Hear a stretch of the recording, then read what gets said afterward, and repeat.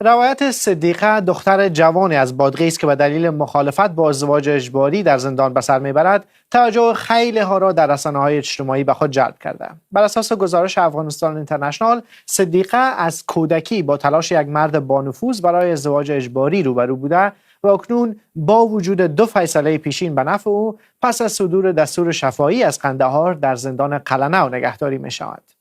بسیاری از کاربران خواستار آزادی فوری او شدند. مثلا شکرالله در اینجا نوشته ما می‌خواهیم هر چه زودتر این دختر نوجوان از زندان آزاد شود و به آغوش پدر و مادر خود برگردد. در این حال مادر صدیقه نگران وضعیت بد صحی دخترش است که با هم میشنویم. دخترم نزدیک به 6 سال است که در زندان به سر میبرد و در این مدت از نظر جسمی و روحی آسیب‌های فراوانی دیده و اکنون بیمار است. از شما تقاضا دارم هر چه زودتر برای نجات و رسیدگی به وضعیت او اقدام کنید و صدای ما را به سازمان ملل متحد و نهادهای مدافع حقوق بشر برسانید. ما نمیدانیم برای دادخواهی به کجا مراجعه کنیم. من به عنوان مادر او درمانده و ناچار شدم و نمیدانم برای نجات فرزندم چه کاری از دستم برمی آید. در ادامه این کاربر بی‌نظیر میگوید حق انتخاب همسر باید برای دختران و پسران محترم شمرده شود.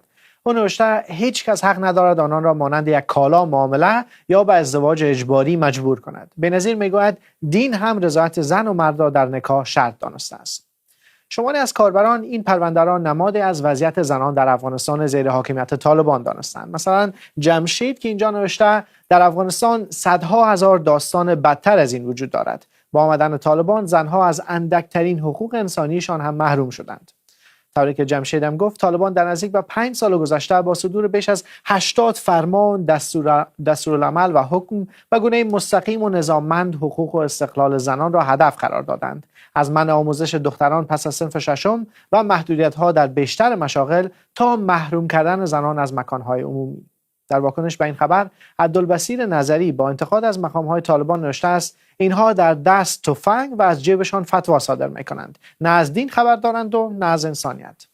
در این فضای مقید برای مردم افغانستان آگاهان برملا ساختن همچون پرونده‌های را حیاتی می‌دانند. یکی از راه‌های مبارزه برملا ساختن در این قسم حوادث است. مردم من میفهم که بسیار تحت ستم و فشار زندگی میکنن در داخل و این کار آسانی هم نیست که این مسائل به زبان بیارن، چون امنیت جانیشان در خطر است و مشکلات زیاد دارن. ولی در هر حالتش همون قسمی که در روزهای محرم مردم افغانستان با وجود ممانعت و مخالفتش به سرک آمدن و فریاد خود را، فریاد عدالت و آزادی خود را به زبان آوردن، در یک نقطه دیگه ترس هم کمک نمیکنه.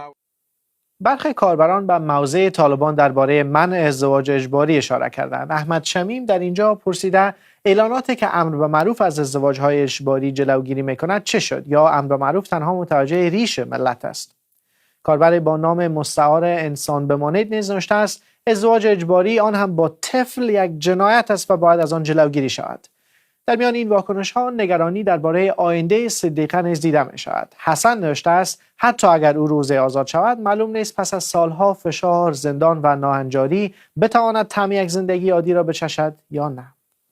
مثل همیشه فراموش نکنید که افغانستان اینترنشنال خانه‌ای برای صدای شما است. پس گفتنی‌ها، ویدیوها و پیام‌هایتان را مثل همیشه به شماره 0044 73 4000 6000 به ما بفرستید.